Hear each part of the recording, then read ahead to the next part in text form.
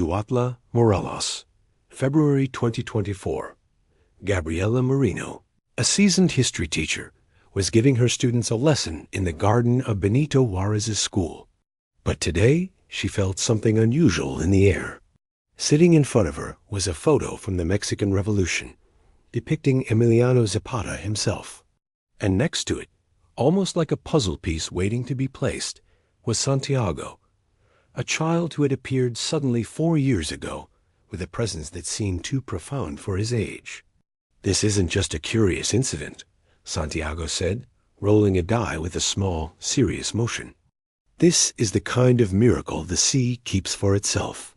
His words, soft yet urgent, carried a weight that made Gabriela pause. She watched him carefully. Her students were scattered around, but Santiago's attention was elsewhere, speaking quietly about a black man and a wildly eccentric white figure beside him in the photo.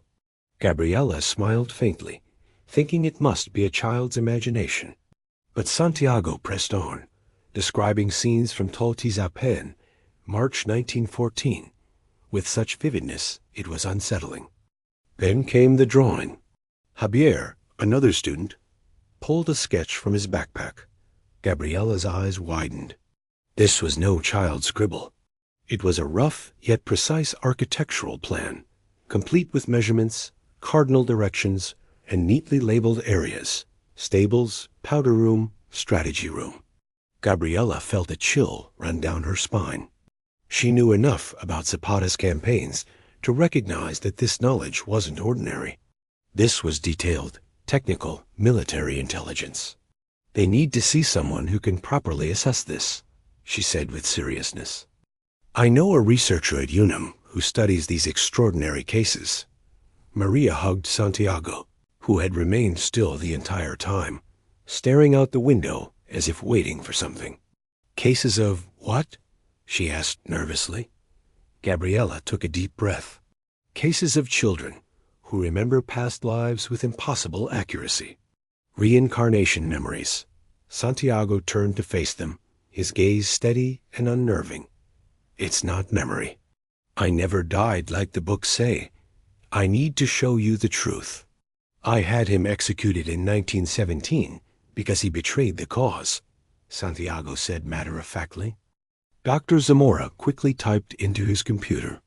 The records confirmed it. Otilio Montaco had indeed been executed by Zapata's orders in May 1917, accused of treason. A grim historical fact, absent from children's books and much of popular history. "Can you tell me where you lived?" the doctor asked calmly. "Back when you were Zapata?" Santiago's eyes lit with memory. "At the Teotihuacan headquarters, of course. But I also had a house in Ananequilco, my hometown. It had adobe walls and a red-tiled roof. There was a guamchil tree in the yard where I used to play as a child." Dr. Zamora scribbled notes frantically. Every detail lined up with historical records. "Do you remember anything specific about that house?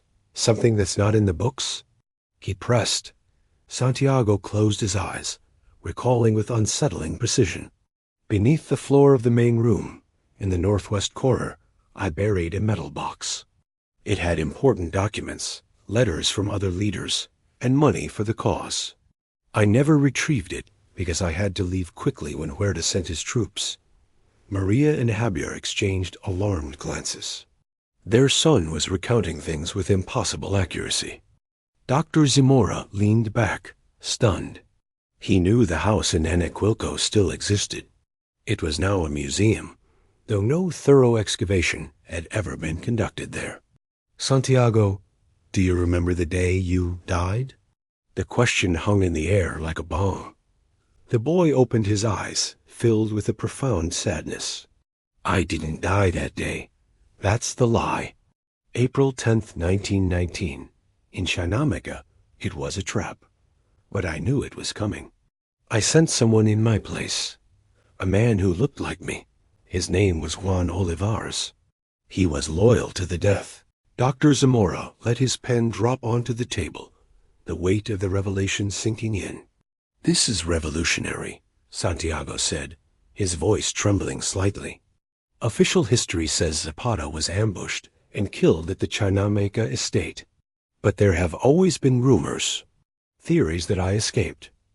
Dr. Zamora leaned in, fascinated. If he didn't die there, where were you? Santiago took a deep breath, eyes distant. I went south, first to Oaxaca, then further away. I lived another 30 years under a different name. I had a different family. I died old, peacefully, in 1949. Tears ran down the little boy's cheeks, betraying the depth of his memories. But I left something unfinished, he continued. A treasure I gathered for when Mexico would need it. And I believe that time has come. Dr. Zamora felt a chill run down his spine. He realized he was witnessing something extraordinary. He decided to test Santiago with a series of exercises. The first, taken to historical sites without telling him in advance where they were, to see if the child could identify them purely from memory. The following Wednesday, they traveled to Tultizapan, Morelos. Zapata's former headquarters was now a museum. Santiago had never been there in his current life. He didn't even know they were going on this trip. As the car approached the building, Santiago visibly perked up, his small body trembling with excitement. There it is, Santiago whispered, pointing. That's my headquarters. They got out of the vehicle. The museum was still closed, but Dr. Zamora had arranged a private visit with the director, historian Fernanda Lira. Before going inside, the investigator handed Santiago a sheet of paper.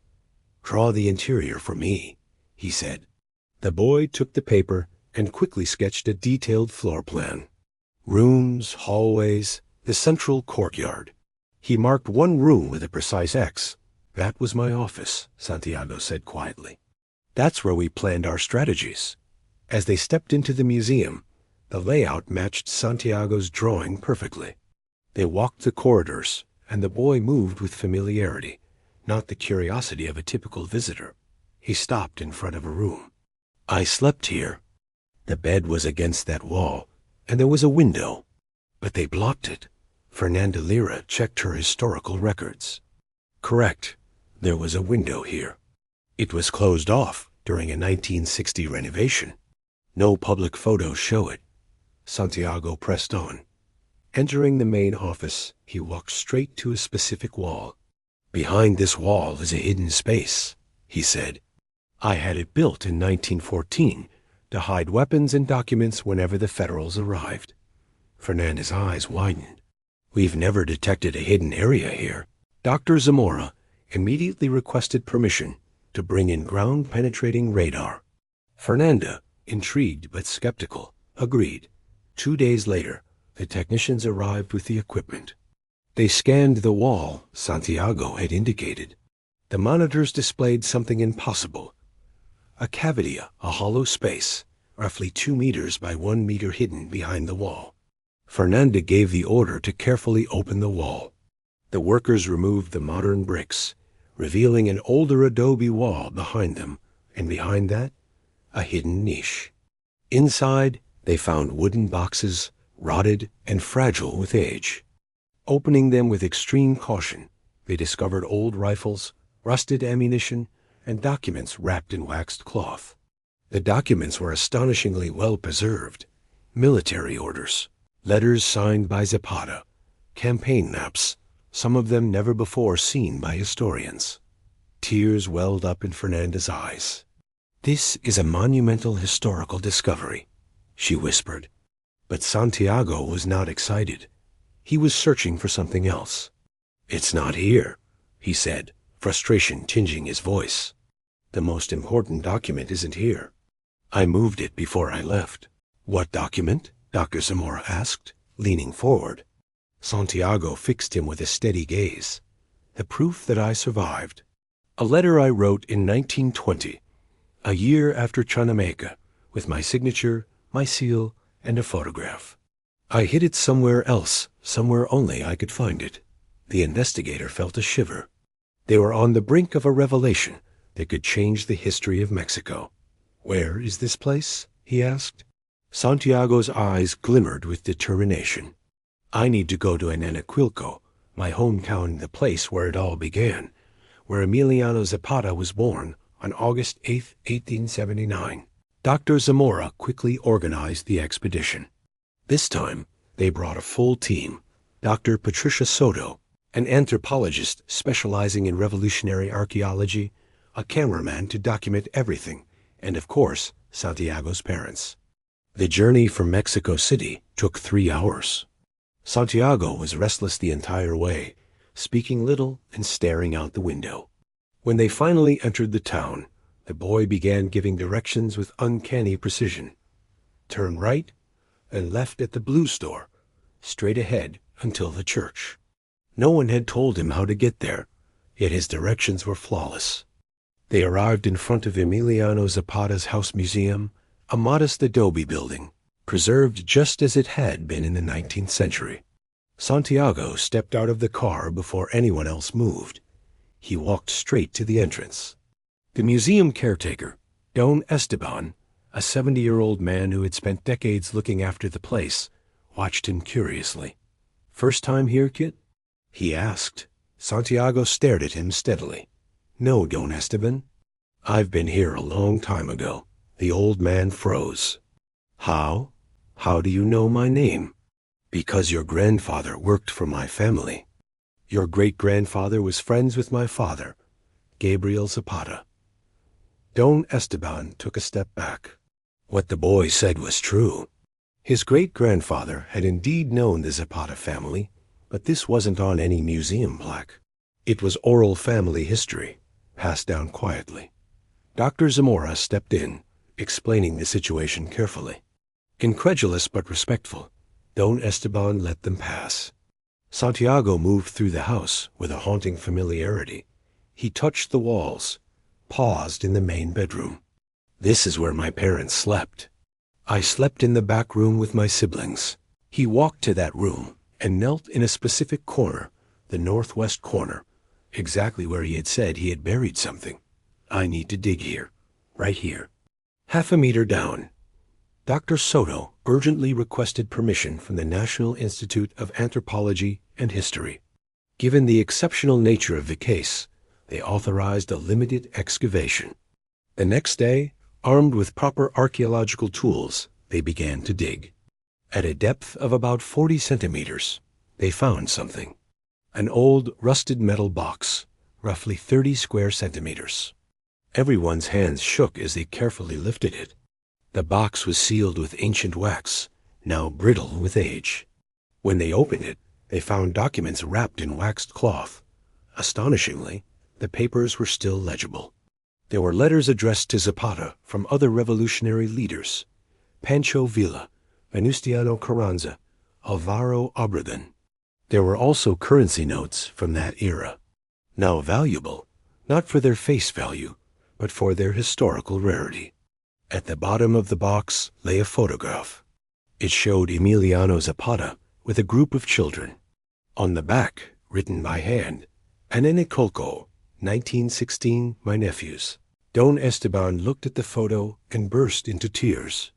"That boy on the left is my grandfather.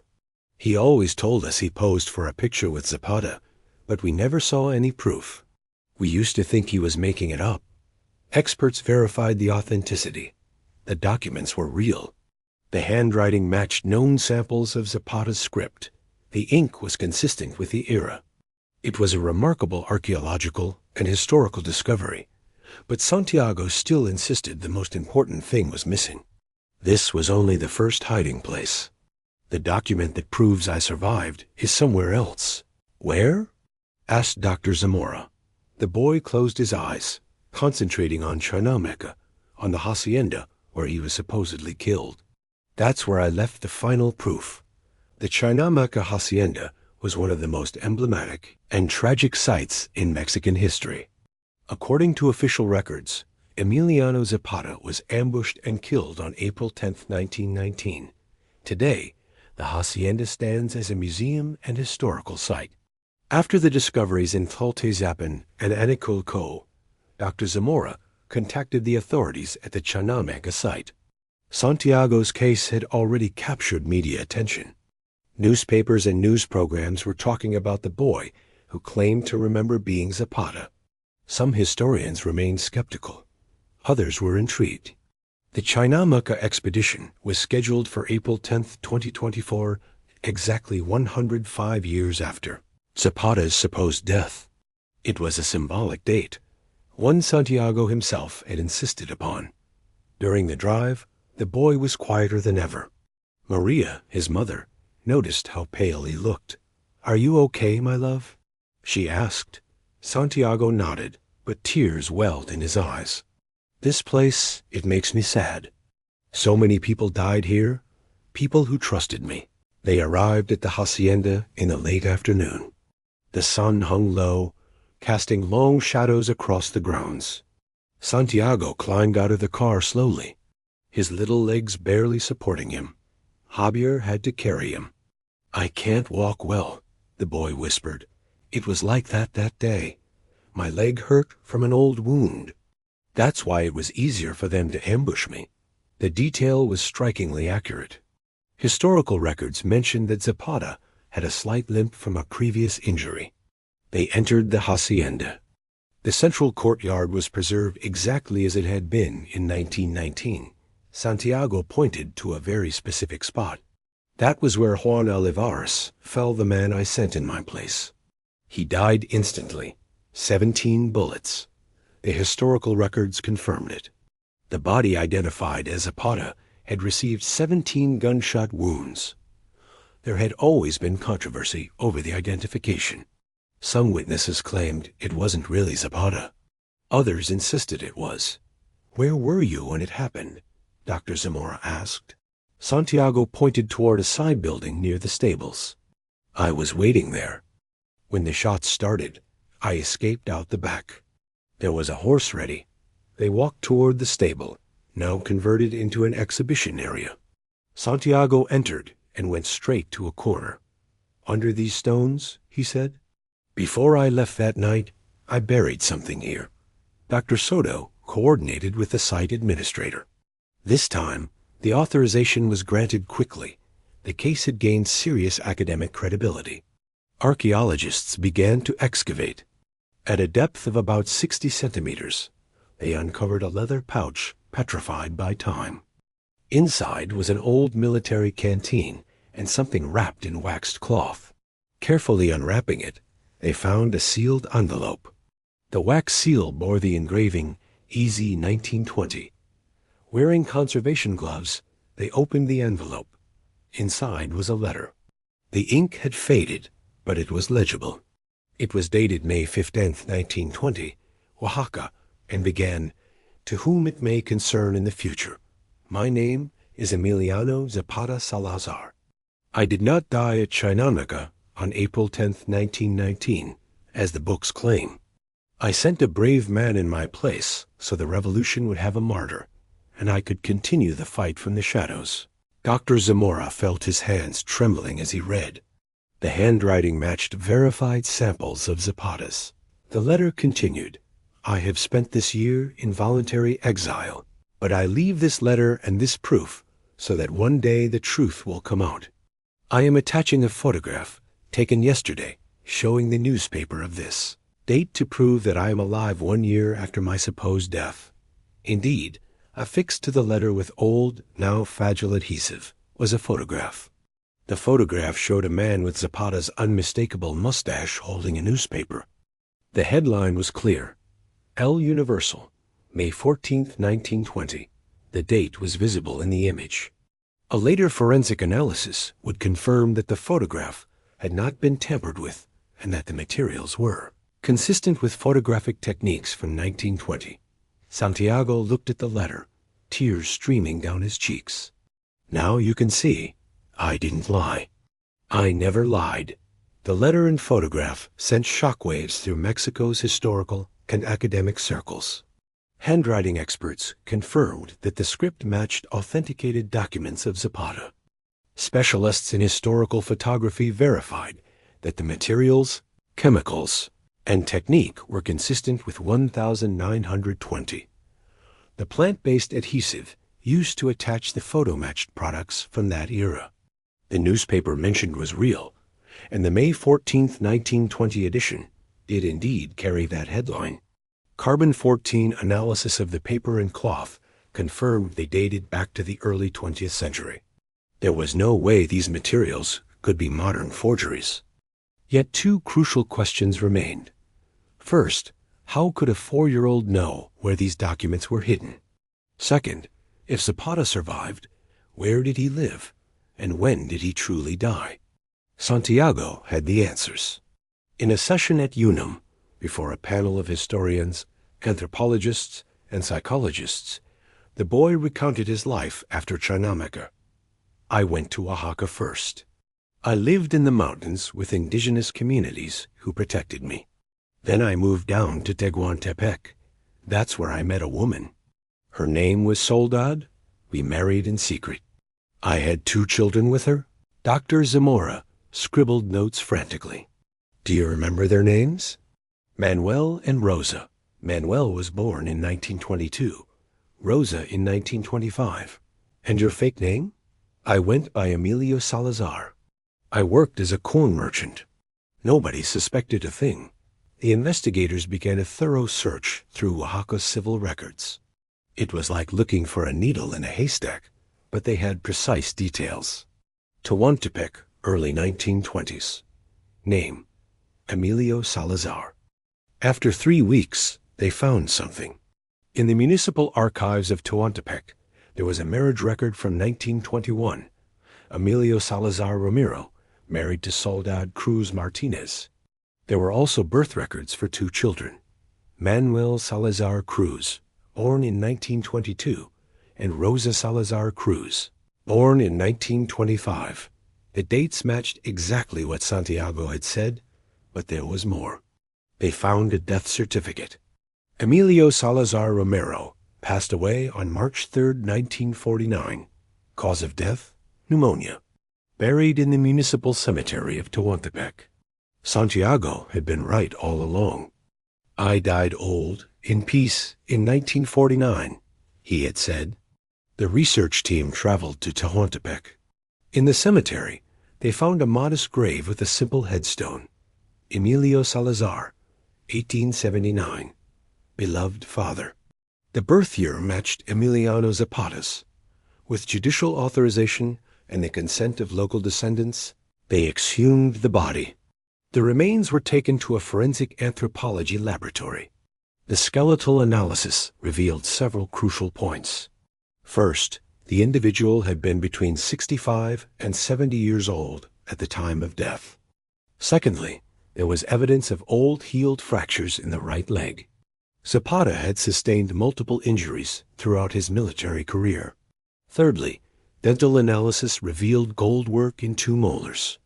Historical records mention that Zapata had gold teeth. Fourth, and most crucial, they extracted DNA from the remains. It was compared to DNA from confirmed descendants of Emiliano Zapata from his first marriage. The genetic analysis showed familial compatibility.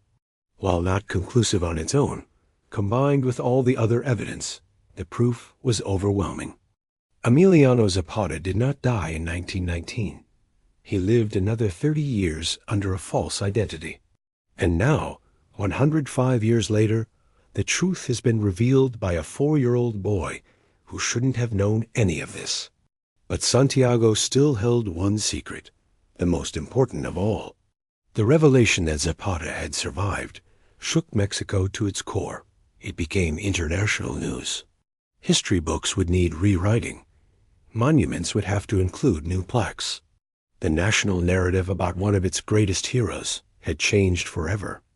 Yet, amidst the media whirlwind, Santiago leaned toward Dr. Zamora and said something no one else had ever heard. There's a reason I survived.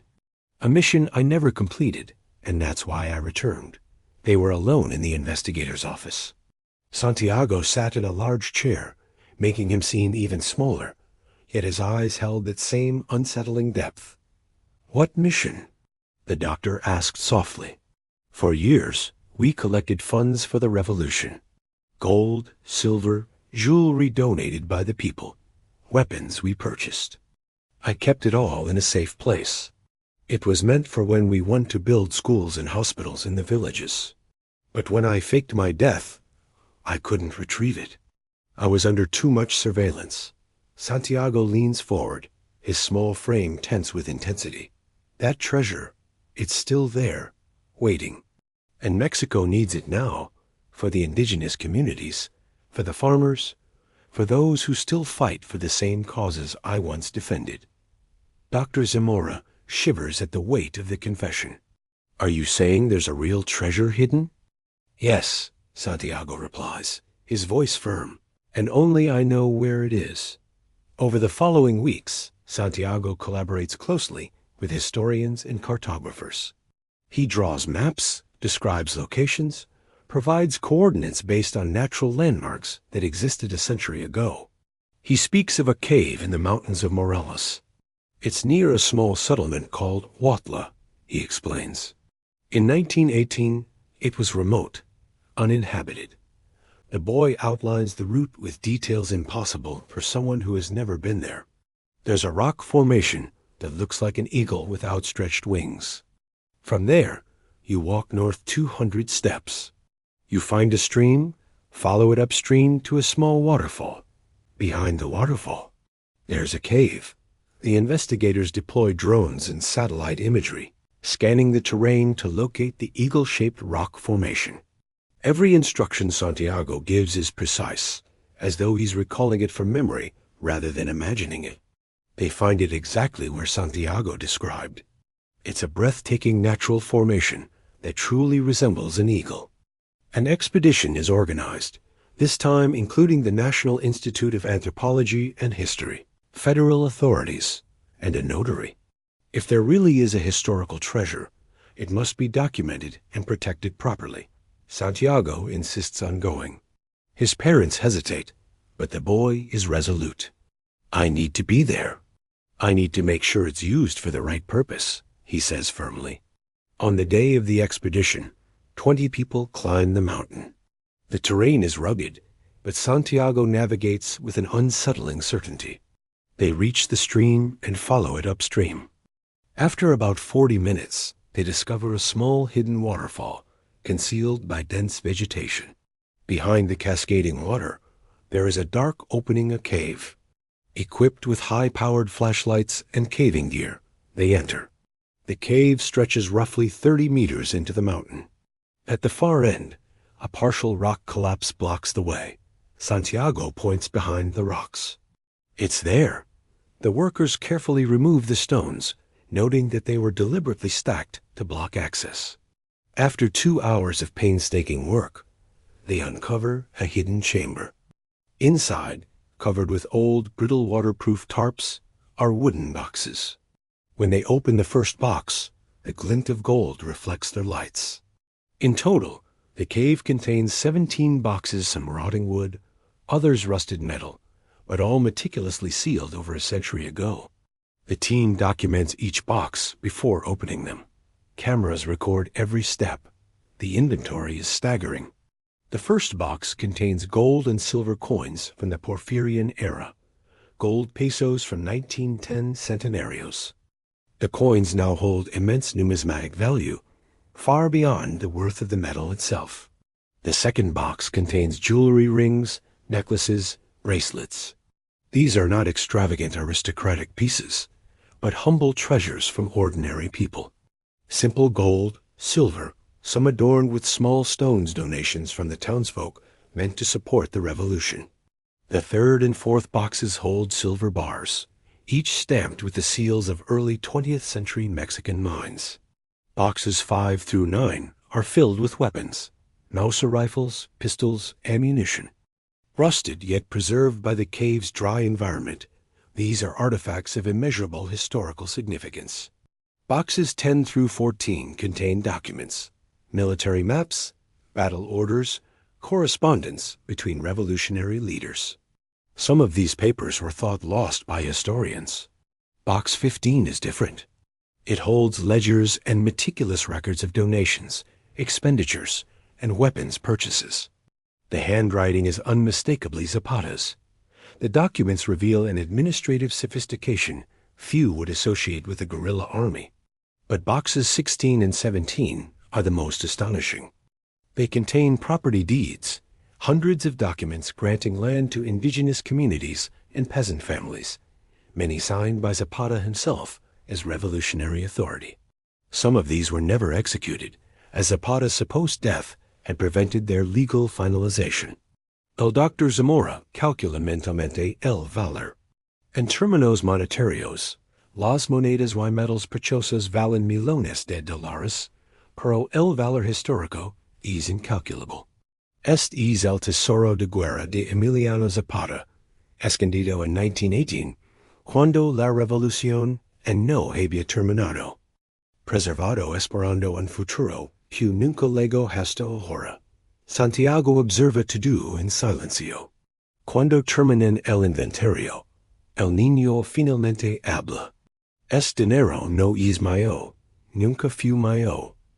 Era del pueblo para el pueblo. Ahora debe regresar al pueblo. Las autoridades están de acuerdo. Se establece un fideicomiso especial. El dinero será usado para crear escuelas en comunidades indígenas de Morelos y estados vecinos, para centros de salud, para proyectos agrícolas que ayuden a pequeños productores. Exactamente lo que Zapata hubiera querido. Los documentos y armas van a museos. Los títulos de propiedad son revisados por abogados constitucionales para ver cuáles pueden ser todavía validad para las comunidades descendientes. Es un proceso legal complejo, pero importante. La noticia del tesoro encontrado recorre el mundo. Niño de Forecos encuentra tesoro revolucionario, escondido hace 106 ecos. Los medios internacionales cubren la historia. CNN, BBC, The New York Times. Todos quieren entrevistar a Santiago, pero María y Javier perdían a su hijo. Permiten solo entrevistas limitadas, siempre con psicólogos presentes. Santiago se está cansando. Las memorias de Zapata están comenzando a desvanecerse como si cumplida su misión y no necesitar recordar. Me siento más como Santiago ahora. Le dais a su mamá una noche. Zapata se está yendo. Mi Dio que ya puede descansar. María lo abraza con lágrimas. Ya no te duele? No, mamá, ya no me duele. But there was one more thing Santiago needed to do before the memories completely faded. A final revelation that would tie everything together. 3 months after the treasure was discovered, Santiago requested to visit Nenequilco once again. There's something I forgot to mention. Something personal, he said. Dr. Zamora, who had become a close friend of the family, accompanied them. This time the trip was private, no cameras, no press. Just them, Don Esteban, and the quiet of the village. They arrived on a clear July afternoon. Santiago walked through the village with a newfound calm. The urgency that had driven him before was gone. He was at peace. He stopped in front of an old house, different from the Zapata House Museum. A humble home, occupied by a present-day family. Santiago knocked. An older woman, around 60, opened the door. "Good afternoon. How can I help you?" she asked. Santiago looked at her gently. "Excuse me, ma'am. This house—" "It belonged to the Cruz family." The woman was surprised. "Yes, it was my grandparents'. How do you know, child?" "Because Inés Cruz lived here," Santiago said softly. "My fiancée, before I married Josefa. Inés and I were going to get married, but her family didn't approve. Because I was a revolutionary. She married another man, but I always loved her." The woman paled. "Inés Cruz. She was my grandmother. She passed away 20 years ago," she said, her voice trembling. Santiago nodded. "She always kept something, a letter. She said it was from her true love, but she never told anyone who it was." Santiago continued, his tone soft but certain. "The letter I wrote her, it's buried in the garden of this house. I gave it to her before I went off to the revolution. I told her to hide it so no one would find it, because it could be dangerous for her. The woman, moved and confused, invited them inside. In the small backyard, Santiago pointed to a spot beneath the lemon tree. With the owner's permission, they dug carefully. At a shallow depth, they uncovered a glass bottle sealed, inside, a rolled piece of paper. The woman opened it with trembling hands. The paper was yellowed with age, but the writing was still legible. It was a love letter, written in youthful handwriting, but unmistakably Zapata's. My dearest Inés, when you read this, I will have already gone to fight for our land.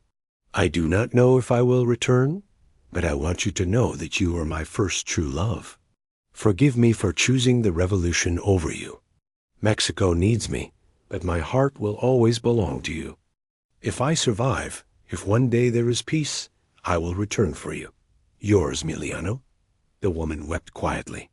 My grandmother always said she had loved someone before my grandfather, that he had gone to war.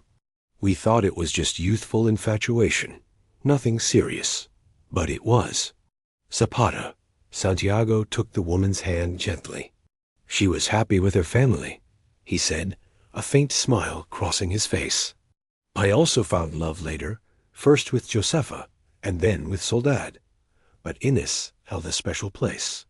I needed her family to know that she was loved by someone who cherished her above all else. It is a deeply human moment. Beyond history, treasures, and political revelations, it is simply the story of a young love separated by time and war.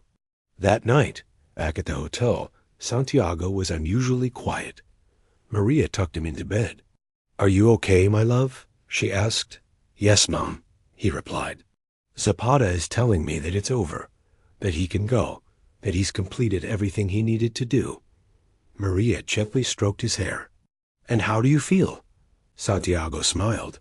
I feel light, as if something heavy has been lifted. I think tomorrow I'll wake up just as Santiago. I won't remember so much anymore. Does that scare you? She asked. The boy shook his head. No, Zapata took care of me, showed me important things, but now it's my turn to be just me. That night, Santiago slept deeply, without nightmares, without memories of battles, just the normal dreams of a 4-year-old. 6 months later, in January 2025, the first school built with Zapata's treasure funds was inaugurated. It is in a untold indigenous community in Morelos. They named it Emiliano Zapata School, New Hope. Santiago attended the opening with his family. He no longer speaks of Zapata in the first person. The memories have almost completely faded. He is simply a 5-year-old now, playing with other children, running, laughing. But when asked about what happened, he remembers the important part. I helped find things, he says with the simplicity of a child. Things that someone kept a long time ago, and now they help people. Dr. Zamora presented his full research at an international symposium. The case of Santiago Ruiz is now studied by psychologists, historians, and consciousness scientists worldwide. There is skepticism. Of course, there always is, but the facts are undeniable. A 4-year-old located historical documents, uncovered hidden treasures, and revealed information that changed Mexico's official history. Everything was verified, documented, authenticated. There is no conventional explanation that fits all the data. The theory of reincarnative memory gains scientific credibility, not as certainty, but as a possibility that deserves serious investigation. Maria and Javier Ruiz have returned to their normal life in Coatla. Santiago goes to kindergarten, plays soccer, watches cartoons. He is a normal child with an extraordinary story in his past. One afternoon, while Maria is preparing dinner, Santiago is drawing at the table. He sketches a man with a large mustache riding a horse. Who is that? Maria asks. Santiago looks at her. He's my friend. His name was Emiliano. He's gone now, but sometimes I remember him. Maria kisses his forehead. Do you miss him? The boy thinks for a moment. Sometimes. But he's happy now. He told me in a dream. He says thank you for helping him. And what did you say to him? Santiago smiles. I told him you're welcome, and I hope where he is, there are lots of horses and beautiful land. That night, across Mexico, thousands of children study the life of Emiliano Zapata in history books. But now, the books have a new chapter. One that tells how he did not die in 1919. One that tells how he lived 30 more years in secret. One that tells how, more than a century later, the truth was revealed in the most impossible way. In Anaculco, Zapata's tomb now bears a new inscription. Emiliano Zapata Salazar, 1879 to 1949. The land belongs to those who work it. Your truth has been revealed. Rest in peace. In Tehuantepec, the grave of Emilio Salazar also receives flowers. The local people now understand that it was the same man. Both graves are visited. Both identities are honored. And somewhere between mystery and reality, between history and memory, between what we think is possible and what the evidence shows the story of Santiago Ruiz remains a testament that there are things in this universe science cannot yet fully explain. Some souls return. Some secrets need to come to light. Some truths wait generations to be revealed. And sometimes, just sometimes, those truths reach us through the innocent eyes of a 4-year-old who remembers things he should not be able to, because some stories are too important to stay buried. Some voices need to be heard, and some heroes, even after more than a century, leave their mark in the world. Santiago Ruiz, a child carrying the memories of Emiliano Zapata, has changed Mexican history. He is a simple child showing the impossible, a child whose past reshaped the present.